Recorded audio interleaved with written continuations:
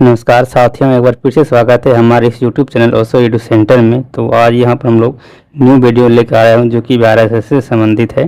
तो यहाँ पर हम लोग आज भी 75 जी के जीएस करने वाले हैं जो कि इम्पोर्टेंट है और जो 2024 में बिहार एसएससी का एग्ज़ाम होने वाला है उसके ये टारगेट हमारा है कि उसे हम लोग अब की बार ज़रूर ही पढ़ेंगे। तो हम लोग चलिए बिना टाइम गए प्रश्न देखना स्टार्ट करते हैं। तो हमारे यहाँ पर फर्स्ट प्रश्न हो जाता है, देख सकते हैं आप लोग यहाँ पर हमारा फर्स्ट प्रश्न है कि किस भारतीय योजना का उद्देश्य तीव्र, अधिक समावेशी और सतत वृद्धि है। तो हमारा जो पंचवर्षीय योजना आप लोग को पता है कि 1951 ईस्वी में जो हमारा पंचवर्षीय योजना स्टार्ट किया गया था। तो पहला पंचवर्षीय योजना का कार्यकाल था 1951 से 1956 ईस्वी। उसी प्रकार आगे हमारा जो कंटिन्यू हुआ। तो यहाँ पर पूछा जा रहा है कि इस पंचवर्षीय योजना का जो हमारा जो उद्देश्य था वो तीव्र, अधिक समावेशी और सतत वृद्धि था। तो आप लोग याद रखिएगा ये जो उद्देश्य था ये 12वीं पंचवर्षीय योजना का था। इसका right answer option number C हो जाएगा, 12वीं पंचवर्षीय योजना। अगर बात करें 11वीं पंचवर्षीय योजना का, तो इसमें क्या हुआ था कि इसमें भी यही सेम चीज़ था, लेकिन उसमें क्या था कि सिर्फ था तीव्र एवं समावेशी विकास था, न कि सतत वृद्धि था। अगर सतत वृद्धि बोला जाएगा तो 12वीं पंचवर्षीय योजना हो जाएगा, लेकिन अगर सतत वृद्धि नहीं बोला जाता, सिर्फ आपको बोला जाता तीव्र एवं समावेशी विकास, तब आप लोग 11वीं पंचवर्षीय योजना को ठीक करते। तो यहाँ पर हमारा इसका right answer option number C हो जाएगा। और आप लोग याद रखें जो हमारा 8वीं पंचवर्षीय योजना है इसमें एक एलपीजी से संबंधित जो निकला था, जिसे हम लोग बोलते हैं लिबरलाइजेशन, प्राइवेटाइजेशन और क्या कहते हैं ग्लोबलाइजेशन। तो एलपीजी हमारा हिंदी में बोल सकते हैं आप लोग इसको उदारीकरण, और इसको बोलते हैं निजीकरण, और इसको बोलते हैं वैश्वीकरण। ये तीनों नीति जो औद्योगिक नीति है हमारा, ये 8वीं पंचवर्षीय योजना के तहत ही आया था 1991 ईस्वी में। इसे हम लोग न्यू औद्योगिक नीति भी बोलते हैं। क्या बोलते हैं? न्यू औद्योगिक नीति बोलते हैं या फिर न्यू आर्थिक नीति बोलते हैं। ठीक है, इसे आप लोग याद रखिएगा, न्यू आर्थिक नीति बोलते हैं इसको, न्यू इकोनॉमिक पॉलिसी। अगला प्रश्न हमारा यहाँ पर प्रश्न संख्या 2। इसमें आप लोग को पूछा जा रहा है प्रश्न संख्या 2 में कि मॉन्ट्रियल प्रोटोकॉल किससे संबंधित है। आप लोग याद रखें मॉन्ट्रियल प्रोटोकॉल जो संबंधित है वो ओजोन परत के संरक्षण से संबंधित है। इसका right answer option number D हो जाएगा। नेक्स्ट प्रश्न यहाँ पर 3 नंबर प्रश्न है कि वह द्वीप जिस पर चार्ल्स डार्विन ने फिंचीज पर जैव विकास के संदर्भ में अध्ययन किया था वो कौन सा द्वीप था। तो आप लोग याद रखिए वो द्वीप था गैलापागोस द्वीप। इसका right answer option number D हो जाएगा। नेक्स्ट प्रश्न अपने यहाँ पर आ जाता है प्रश्न संख्या 4, और इसमें आप लोग को पूछा जा रहा है कि हमारा जो यहाँ पर बुशमैन जनजाति है वो कहाँ पाए जाते हैं। तो बुशमैन जनजाति जो पाए जाते हैं वो कालाहारी मरुस्थल में पाए जाते हैं। राइट आंसर ऑप्शन बी हो जाएगा, कालाहारी मरुस्थल। और आप लोग को पता है कि जो हमारा ये थार मरुस्थल है, ये हमारा जो भारत का सबसे बड़ा मरुस्थल ये थार मरुस्थल ही है, और विश्व का सबसे बड़ा मरुस्थल हो गया सहारा मरुस्थल। नेक्स्ट प्रश्न यहाँ पर है प्रश्न संख्या 5। इसमें आप लोग पूछा जा रहा है कि न्यायमूर्ति पुंछी आयोग किससे संबंधित है। तो न्यायमूर्ति पुंछी आयोग जो संबंधित है वो केंद्र राज्य संबंध से संबंधित है। इसका right answer option number B हो जाएगा। अगला प्रश्न संख्या 6 है। प्रश्न संख्या 6 में पूछा जा रहा है कि भारत में भुगतान संतुलन के चालू खाते में रुपये की पूर्ण परिवर्तनशीलता कब हुई थी। तो ये हुआ था 19 अगस्त 1994 ईस्वी में। तो इसका राइट आंसर हो जाएगा ऑप्शन नंबर सी।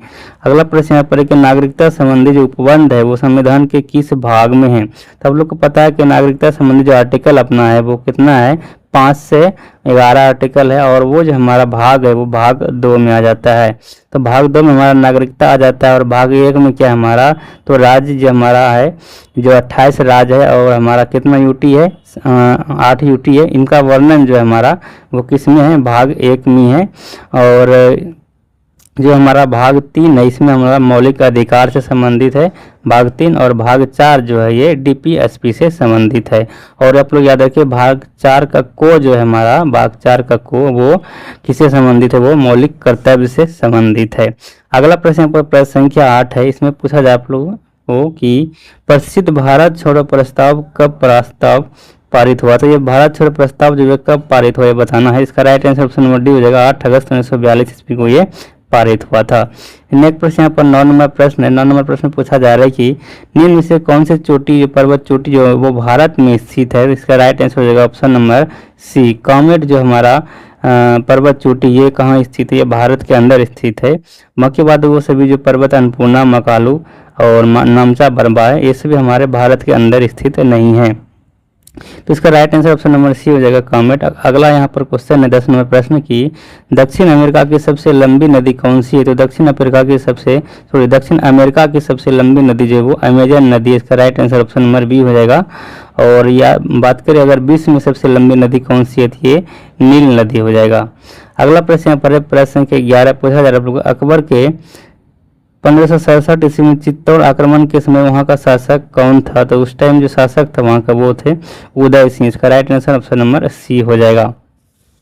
नेक्स्ट प्रश्न यहाँ पर है प्रश्न संख्या 12। प्रश्न संख्या 12 में पूछा जा रहा है हम लोगों को शेरशाह का मकबरा कहाँ स्थित है। तो आप लोग याद रखिए शेरशाह का मकबरा जो कि बिहार के सासाराम में स्थित है। इसका right answer option number B हो जाएगा। नेक्स्ट प्रश्न यहाँ पर है कि कथा सरित सागर ये के लेखक कौन है। तो आप लोग याद रखिए कथा जो सरित सागर है इसके लेखक जो है वो सोमदेव जी है। इसका राइट आंसर ऑप्शन बी हो जाएगा। सोमदेव जी का ही ये जो है कथा सरित सागर का रचना है। नेक्स्ट प्रश्न यहाँ पर है प्रश्न संख्या 14 पूछा जा रहा है आप लोगों की गुप्तकालीन प्रथम गणितज्ञ वो खगोल शास्त्री कौन थे। तो प्रथम जो गुप्तकालीन गणितज्ञ और खगोल शास्त्री थे वो कौन थे। तो आप लोग याद रखिए वो आर्यभट्ट जी थे। इसका right answer option number D हो जाएगा आर्यभट्ट। अगला पुस्तक यहाँ अगला प्रश्न अपने यहाँ पर प्रश्न संख्या 15 की निम्न से कौन 23वें जो हमारा तीर्थकर थे वो कौन थे पूछा जा रहा है। तो 23वें तीर्थकर आप लोग याद रखिए वो पार्श्वनाथ जी थे। इसका right answer option number C हो जाएगा। और प्रथम तीर्थकर ऋषभदेव हो गया और हमारा महावीर जी जो है ये 24वें तीर्थकर है और ये अंतिम तीर्थकर हमारा महावीर जी है। अगला प्रश्न पर प्रश्न संख्या 16 इसमें पूछा जा रहा है प्रश्न संख्या 16 में कि निम्नलिखित में से किसने हिंदी भाषा को भारत की राष्ट्रभाषा के रूप में स्वीकारा वो पहली बार स्वराज शब्द का प्रयोग किया था। तो इसका राइट आंसर हो जाएगा option number C Swami Vivekananda के द्वारा ये किया गया था। इसका right answer option number Vivekananda नहीं यहाँ मिस्टेक हो गया हमारा। तो इसका राइट आंसर हो जाएगा option number B Swami Dayanand Saraswati ji के द्वारा ये किया गया था प्रयोग। तो इसका राइट आंसर हो जाएगा ऑप्शन नंबर बी। नेक्स्ट प्रश्न पर प्रश्न संख्या 17 इसमें आप लोग पूछा जा रहा है प्रश्न संख्या 17 में कि अखिल भारतीय राष्ट्रीय कांग्रेस की प्रथम भारतीय महिला अध्यक्ष थी। तो अखिल भारतीय राष्ट्रीय कांग्रेस की जो प्रथम भारतीय महिला अध्यक्ष पूछा जा रहा है ये सरोजिनी नायडू हो जाएगा। अगर भारतीय नहीं पूछा जाता तब वो एनी बेसेंट हो जाता। नेक्स्ट प्रश्न पर प्रश्न संख्या 18 इसमें आप लोग पूछा जा रहा है प्रश्न संख्या 18 में क्या कि रविन्द्रनाथ टैगोर ने सर की उपाधि क्यों लौटा दिया था। तो आप लोग याद रखिए इसमें सर की उपाधि जो रविन्द्रनाथ टैगोर ने लौटा दिया था वो जलियांवाला बाग हत्याकांड के विरोध में ही लौटाए थे। तो यहाँ पर थोड़ा क्वेश्चन की क्वालिटी आप लोग यहाँ पर थोड़ा कम दिख रहा होगा। ये क्वेश्चन मिटा हुआ ही है लगभग तो फिर भी दिख रहा होगा लेकिन आप लोग क्या करना है कि जो हम बोल रहे हैं उस पर ध्यान दीजिए और उसको सुने मतलब दिमाग में बैठाने की कोशिश कीजिए जी कीजिए इसको।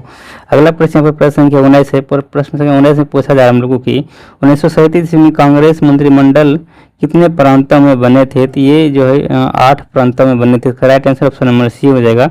नेक्स्ट प्रश्न पर 20 में प्रश्न है कि भारतीय मुस्लिम लीग की स्थापना किस वर्ष हुई थी। तो आप लोग याद रखिए भारतीय मुस्लिम लीग का स्थापना जो हुआ था वो 1906 ईस्वी में हुआ था। इसका right answer option number C होगा। नेक्स्ट प्रश्न पर प्रश्न संख्या 21 है कि निम्न से कौन सा कथन हरित क्रांति के बारे में सही नहीं है। तो हमारे यहाँ पर पहला कथन है कि इसका प्रारंभ 1966 ईस्वी में खरीफ ऋतु में हुआ था। तो ये सही है। नेक्स्ट अपना कथन है कथन 2 अपना यहाँ पर है कि इसका प्रारंभ अधिक उपज देने वाले बीजों के उपयोग से हुआ है। तो ये भी सही है। प्रारंभ में इसका जो लाभ है वो पंजाब हरियाणा और पश्चिमी उत्तर प्रदेश को मिला है। तो ये भी सही है। और यहाँ अपना चौथा कथन है कि यह केवल चावल के उत्पादन में सफल हुई है। तो ये गलत दिया है। ये सिर्फ चावल के उत्पादन में सफल नहीं हुआ है, गेहूँ वगैरह और अनाज में भी उत्पादन में सफल हुआ है। इसका right answer option number D हो जाएगा क्योंकि ये जो है हरित क्रांति के बारे में सही नहीं है।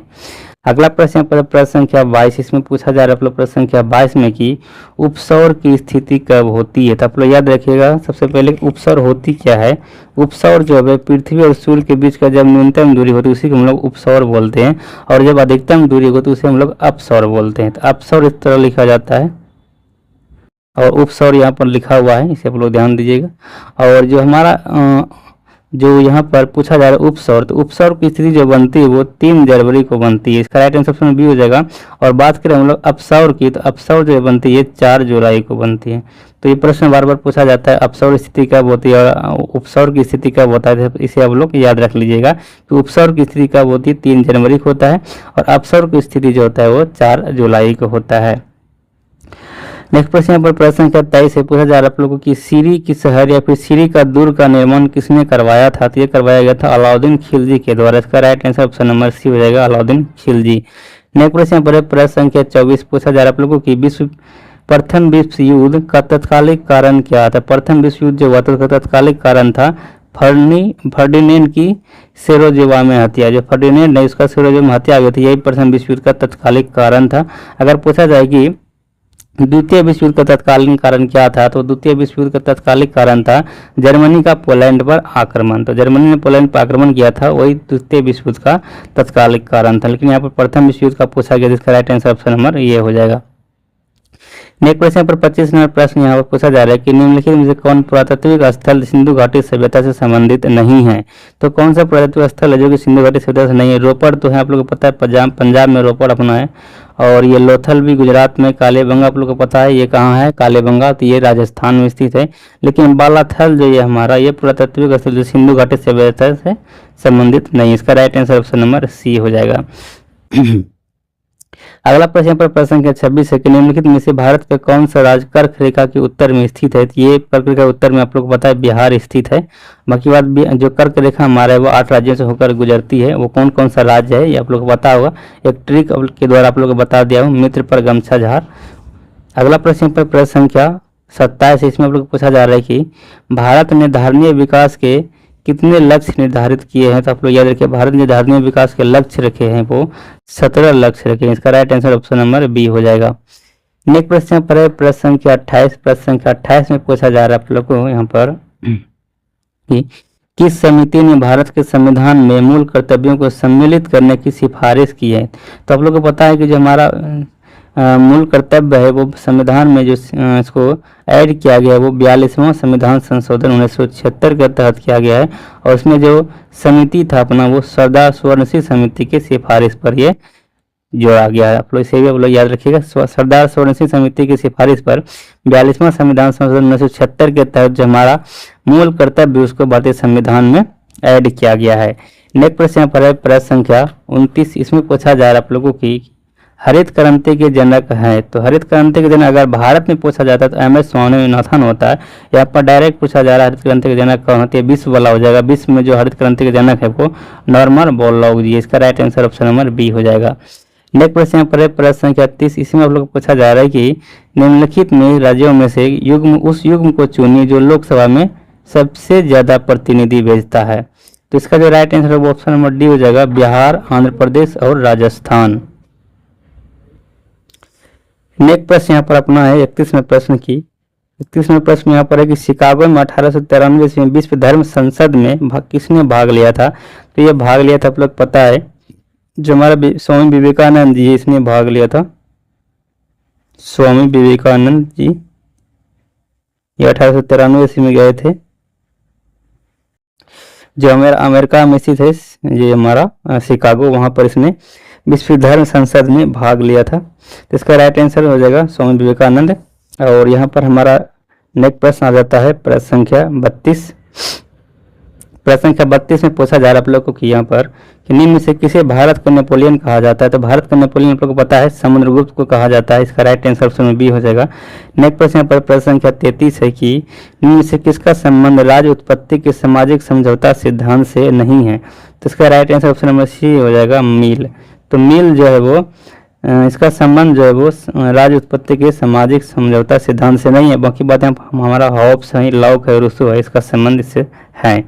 नेक्स्ट प्रश्न पर 34 नंबर प्रश्न, इसमें पूछा जाए आप लोगों की बैंक दर को बढ़ाने का प्रभाव कम हो जाएगा कब।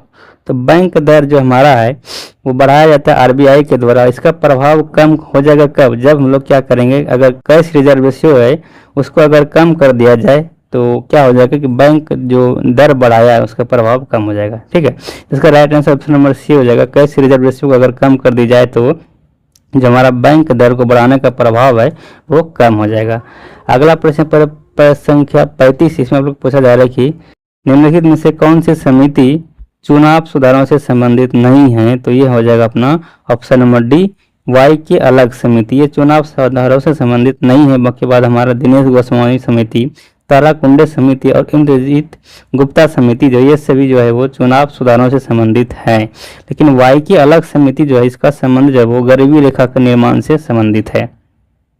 अगला प्रश्न पर प्रश्न संख्या 36 में पूछा जा रहा है, प्रश्न संख्या 36 में कि कल्चरल रिवॉल्यूशन के समय कम्युनिस्ट पार्टी ऑफ चाइना के प्रमुख कौन थे। तो इसका राइट आंसर हो जाएगा माओ जेडोंग। उस टाइम जो हमारा कम्युनिस्ट पार्टी ऑफ चाइना के जो प्रमुख थे कल्चरल रिवॉल्यूशन के समय वो माओ जेडोंग थे। इसका right answer option number C हो जाएगा। नेक्स्ट प्रश्न पर 37 में प्रश्न की जापान में रक्तहीन क्रांति या मेइजी पुनः स्थापना किस वर्ष हुआ था। तो ये हुआ था, कब हुआ था, तो आप लोग याद रखिएगा, ये हुआ था 1868 ईस्वी में। इसका right answer option number B हो जाएगा। 1868 ईस्वी में ही जापान में रक्तहीन क्रांति और जो यहाँ पर है मेइजी पुनः स्थापना ये हुआ था 1868 ईस्वी में ही। नेक्स्ट प्रश्न पर प्रश्न संख्या 38 और इसमें आप लोग पूछा जा रहा है कि भारतीय संविधान की कौन सी अनुसूची राज्यसभा में राज्यों और संघ राज्य क्षेत्र का स्थान आवंटन संबंधित है। तो कौन सा जो हमारा अनुसूची है वो संविधान सभा की जो अनुसूची है वो राज्यसभा में राज्यों की संघ एवं जो हमारा राज्य क्षेत्र है उससे मतलब स्थान का आवंटन संबंधित है। सबसे पहले आप याद रखिए जहाँ पर जैसे भी राज्यसभा शब्द आ जाए तो राज्यसभा शब्द का जो वर्णन है, राज्यसभा सीटों का जो वर्णन है वो अनुसूची 4 में है। तो इसका राइट आंसर ऑप्शन बी हो जाएगा अनुसूची 4। और तीसरी अनुसूची जो ये शपथ से संबंधित है, 5वीं अनुसूची हमारा जो है ये ST SC से संबंधित है और 6ठी अनुसूची आप लोग को याद रखिए पूर्वोत्तर का 4 राज्यों से संबंधित है। अगला प्रश्न पर प्रश्न संख्या 39 की संयुक्त राष्ट्र संघ कब अस्तित्व में आया था। तो संयुक्त राष्ट्र संघ जो अपने अस्तित्व में आया था 24 अक्टूबर 1945 ईस्वी को। इसका right answer option number D हो जाएगा। नेक्स्ट प्रश्न पर 40 में प्रश्न है कि सम्राट जेम्स प्रथम का राजदूत सर टॉमस रो किस मुगल शासक के दरबार में आया था। तो ये आया था जहांगीर के समय में। इसका right answer option number B हो जाएगा। तो आप लोग याद रखिए टॉमस रो जो है वो आया था जहांगीर के समय में। अगला प्रश्न पर प्रश्न संख्या 41 पूछा जा रहा है आप लोगों की निम्न में से कौन से ग्रंथ वैदिक साहित्य का हिस्सा नहीं है। तो जो हमारा वेदांग है वो वैदिक साहित्य का हिस्सा नहीं है, मतलब अरण्यक हो गया, ब्राह्मण, उपनिषद ये सभी है।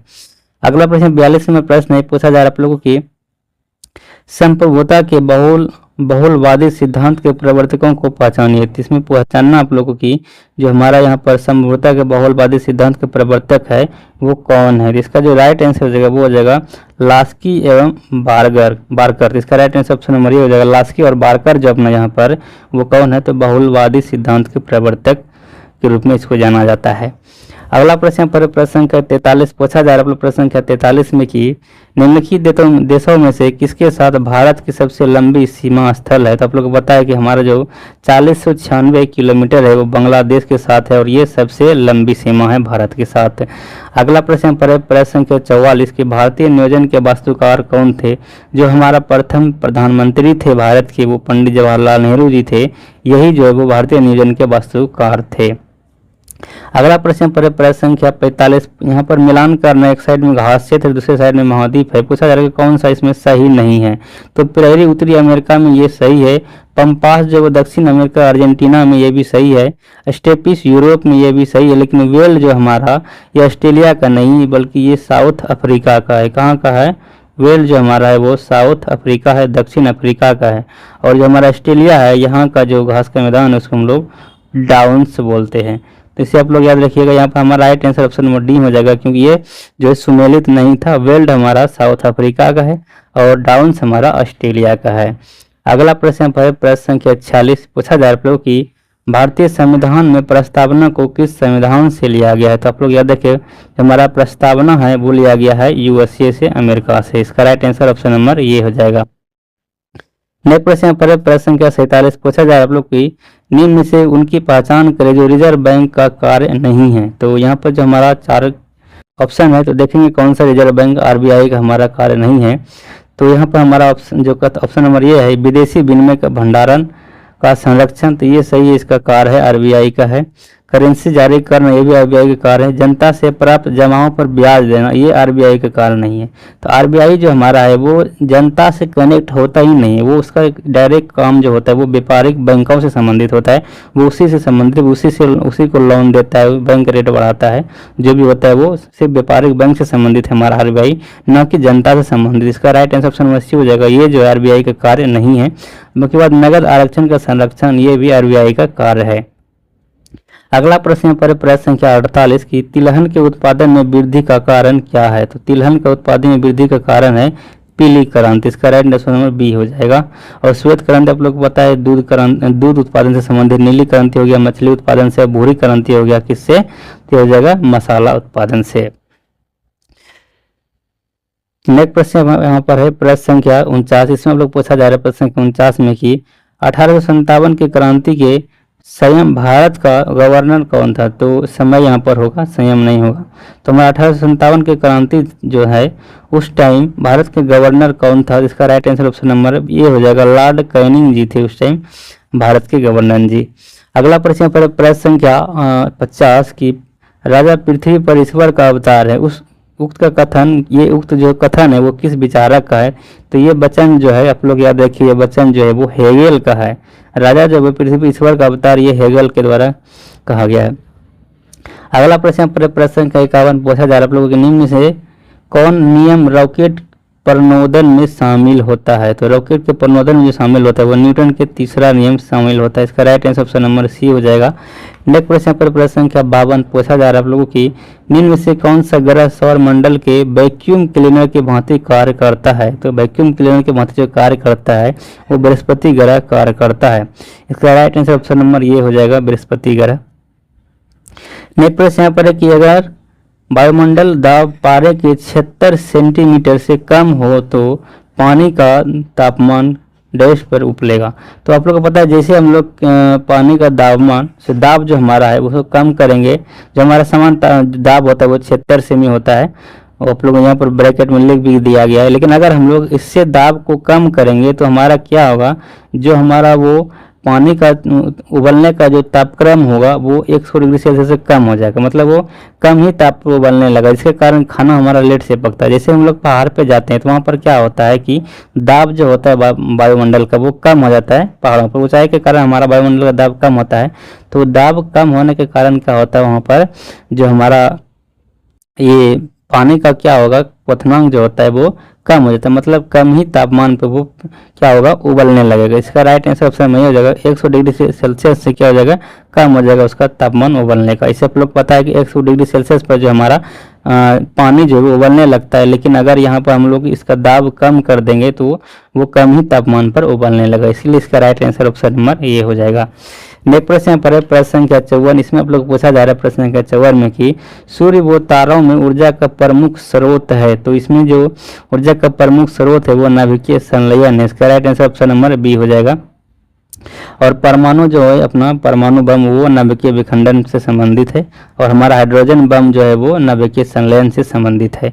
अगला प्रश्न पर प्रश्न संख्या 55 पूछा जा रहा है कि पेयजल में निम्न से किसी अधिकता के कारण ब्लू बेबी सिंड्रोम होता है। तो यह नाइट्रेट की अधिकता के कारण ही ब्लू बेबी सिंड्रोम होता है। अगर पेयजल में नाइट्रेट अधिक हो गया मात्रा तो उसके कारण जो हमारा होता है वो ब्लू बेबी सिंड्रोम बीमारी होता है। अगला प्रश्न पर प्रश्न संख्या 56 पूछा जा रहा है कि निम्न से किस गैस को मार्स गैस के नाम से जाना जाता है। तो मीथेन को आप लोग को पता है कि मार्स गैस के नाम से जाना जाता है। और जो हमारे यहाँ पर एलपीजी गैस है ये आप लोग को पता है कि एक खाना पकाने का गैस है एलपीजी, लिक्विड पेट्रोलियम गैस। और सीएनजी जो वो नेचुरल गैस है हमारा। प्रोड्यूसर गैस का जो सूत्र होता है वो होता है CO+N2।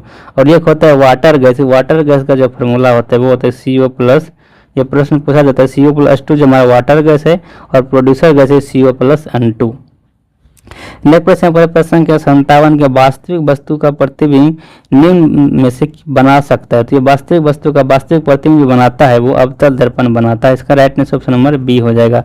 नेक्स्ट प्रश्न पर है कि कॉटन जीन का आविष्कार किसने किया है? तो आप लोग याद रखिएगा, कॉटन जिन के जो आविष्कार किया गया है वो किया गया है एली व्हाइटनी के द्वारा। किसके द्वारा? एली व्हाइटनी के द्वारा जो है वो कॉटन जिन का आविष्कार किया गया है। इसका right answer option number C हो जाएगा। नेक्स्ट प्रश्न यहाँ पर है कि मानव के लिए श्रम आवृत्ति का आवास प्रास जो है वो कितना होता है? ये होता है 20 हर्ट्ज से 20,000 हर्ट्ज। इसका राइट आंसर ऑप्शन डी हो जाएगा। नेक्स्ट प्रश्न पर 60वां प्रश्न है, पूछा जा रहा है कि जीव विज्ञान के पिता कौन कहलाते? तो आपको याद है, जीव विज्ञान के पिता जो है वो कहलाते हैं अरस्तु जी। इसका राइट आंसर ऑप्शन नंबर ये हो जाएगा, जीव विज्ञान के पिता अरस्तु को कहा जाता है। और नेक्स्ट प्रश्न पर प्रश्न 61 है कि कौन सा एक कूट फल है? तो कूट फल जो हमारा वो डूब है, डूब जो हमारा एक कूट फल है। इसका right answer option number B हो जाएगा। नेक्स्ट प्रश्न पर प्रश्न संख्या 62 पूछा जा रहा है कि कीटभक्षी पादप को उदाहरण है। तो कीटभक्षी पादप को यहाँ पर जो हमारा उदाहरण है वो नेफेंथीस है। तो नेफेंथीस का right answer option number B हो जाएगा। नेक्स्ट प्रश्न यहाँ पर है कि एक प्रकाश वर्ष बराबर होता है। तो एक प्रकाश वर्ष आप लोग को बता दें पहले भी कि वो 9.46 × 10⁻15 मीटर होता है, या फिर अगर हम लोग उसको किलोमीटर में चेंज करें तो हो जाएगा 9.46 × 10⁻12 किलोमीटर होता है। इसका right answer option number B हो जाएगा। यहाँ पर 11 नहीं होगा, 10 होगा, 10⁻12 किलोमीटर। नेक्स्ट प्रश्न पर प्रश्न संख्या 64 पूछा जा रहा है कि प्रतिचुंबकीय पदार्थ की चुंबकीय प्रकृति होती है। तो प्रतिचुंबकीय पदार्थ की जो चुंबकीय प्रकृति होती है वो ऋणात्मक होता है। इसका right answer option number B हो जाएगा। नेक्स्ट प्रश्न पर प्रश्न संख्या 65 की निम्नलिखित में से कौन पादप मलेरिया रोग की दवा का स्रोत है? तो आप लोग पता है जो हमारा सिनकोना है वो दवाई संबंधित है, मलेरिया का दवाई बनता है इसी सिनकोना पादप से। इसका right answer option number D हो गया। नेक्स्ट प्रश्न पर प्रश्न संख्या 66 के वंशागति का क्रोमोसोमवाद सिद्धांत किसने प्रस्तुत किया था? तो ये जो प्रस्तुत किया गया था वो प्रस्तुत किया गया था सटन एवं बोमेरी के द्वारा। इसका right answer option number D हो जाएगा, सटन एवं बोमेरी। नेक्स्ट प्रश्न पर एक निम्न से कौन सा रासायनिक परिवर्तन का उदाहरण है? तो ऑप्शन नंबर ये हमारा जल से बर्फ बनना, ये भौतिक परिवर्तन, रासायनिक परिवर्तन नहीं है। अगला ऑप्शन यहाँ पर प्रश्न संख्या बी बर्फ का पिघलना, ये भी भौतिक परिवर्तन है ना कि रासायनिक परिवर्तन है, लेकिन लकड़ी का जलना जो हमारा ये रासायनिक परिवर्तन है, इसलिए इसका right answer option number C हो जाएगा। बाकी बात यहाँ पर ऑप्शन डी है कि चीनी का पानी में घुलना, ये भी एक भौतिक परिवर्तन है। अगला प्रश्न पर 68 में प्रश्न है कि मधुमक्खी का पालन वैज्ञानिक नाम है। तो मधुमक्खी का पालन का वैज्ञानिक नाम जो है वो एपीकल्चर है। इसका right answer option number C हो जाएगा। और यहाँ पर जो अपना हॉर्टिकल्चर, ये सब्जी के उत्पादन से हो जाएगा हॉर्टिकल्चर। और जो हॉर्टिकल्चर जो हमारा वो किससे संबंधित है? हॉर्टिकल्चर जो आप लोग को सब्जी से संबंधित नहीं है। बकवास सेरिकल्चर यहाँ पर जो हमारा वो रेशम कीट उत्पादन से संबंधित है। वर्मी कल्चर हो गया केचुआ पालन से। लेकिन हॉर्टिकल्चर ये हमारा थोड़ा मिस्टेक हो रहा है, याद नहीं आ रहा, तो इसे आप लोग कमेंट के थ्रू बताइएगा। हम लोग यहाँ पर सब्जी उत्पादन बता दें, वो सब्जी उत्पादन शायद ओलेरिकल्चर होता है ना कि हॉर्टिकल्चर होता है। हॉर्टिकल्चर अभी हमें याद नहीं आ रहा है, इसे आप लोग अगर याद है तो कमेंट के थ्रू बताइएगा। नेक्स्ट प्रश्न पर प्रश्न संख्या 69 है। प्रश्न संख्या 69 में पूछा जा रहा है आप लोगों की यहाँ पर कि टाइफाइड जो हमारा जिसको बोलते हैं मियादी बुखार, वो फैलता है, किससे फैलता है? तो ये अगर हम लोग गंदा पानी या खाद्य पदार्थ यूज करेंगे तो इसी से वो टाइफाइड बीमारी होता है। इसका right answer option number D हो जाएगा। नेक्स्ट प्रश्न पर प्रश्न संख्या 70 है कि पाचन तंत्र का कौन सा भाग HCl स्रावित करता है? तो हमारा जो हाइड्रोक्लोरिक अम्ल स्रावित करता है वो आमाशय करता है, जिसको हम लोग पेट भी बोलते हैं। इसका right answer option number D हो जाएगा। अगला प्रश्न पर प्रश्न संख्या 71 एक निम्न से किस धातु का जड़त्व अधिकतम होता है? जड़त्व जो अधिकतम होता है वो एक रेलगाड़ी का हो जाएगा। इसका right answer option number D हो जाएगा। यहाँ पर ऑप्शन के अनुसार रेलगाड़ी का जड़त्व जो वो अधिकतम हो जाएगा।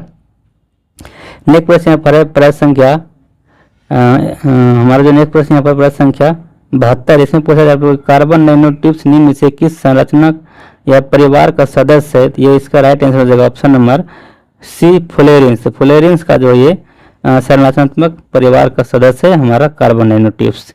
इसका right answer option number C हो जाएगा। और यहाँ पर अपन नेक्स्ट प्रश्न है कि कॉपर के किस मिश्र धातु में जिंक नहीं होता है? तो इसमें से कॉपर का कौन सा मिश्र धातु है जिसमें कि जिंक नहीं होता है, यह बताना है। तो जो इसका राइट आंसर हो जाएगा वो ऑप्शन नंबर सी हो जाएगा, बेल धातु। बेल धातु में जो है जिंक नहीं होता है। उसके बाद पीतल में जो आप लोग को पता है कि पीतल जो होता है वो तांबा जिंक के मिश्रण से होता है और इसमें भी जिंक पाया जाता है, लेकिन बेल धातु में जो वो जिंक नहीं पाया जाता है। नेक्स्ट प्रश्न पर प्रश्न संख्या 74 इसमें पूछा जाए आप लोगों की फेफड़ों का सफ़ेद कैंसर किसके कारण होता है? तो आप लोग याद रखिए, फेफड़ों का जो सफ़ेद कैंसर होता है वो होता है एस्बेस्टस के कारण। इसका राइट आंसर ऑप्शन नंबर ये हो जाएगा, एस्बेस्टर। नेक्स्ट प्रश्न है 75 में प्रश्न, ऊर्जा का स्तूप पिरामिड होता है। तो ऊर्जा का स्तूप जो पिरामिड होता है वो हम हमेशा सीधा होता है। इसका right answer option number B हो जाएगा, हमेशा सीधा। तो यहाँ पर हम लोग 75 जीके जीएस कर लिए, जो कि बहुत इंपॉर्टेंट था, और यहाँ पर कम समय में हम लोग किए, सिर्फ मतलब स्पीड में किए हैं, क्योंकि कम समय हमको करना था जो जीके जीएस। तो आज कुछ एक्स्ट्रा उतना कुछ नहीं बताया हूँ, लेकिन अगला वीडियो जो आएगा उसमें आप लोग को डिटेल्स में बताऊंगा कुछ एक्स्ट्रा। जो हमारा ऑप्शन है, चारों ऑप्शन को हम लोग अच्छी तरीके से डिटेल्स में पढ़ते आते हैं, लेकिन आज उतना नहीं किया, इसलिए कम समय में हो गया है।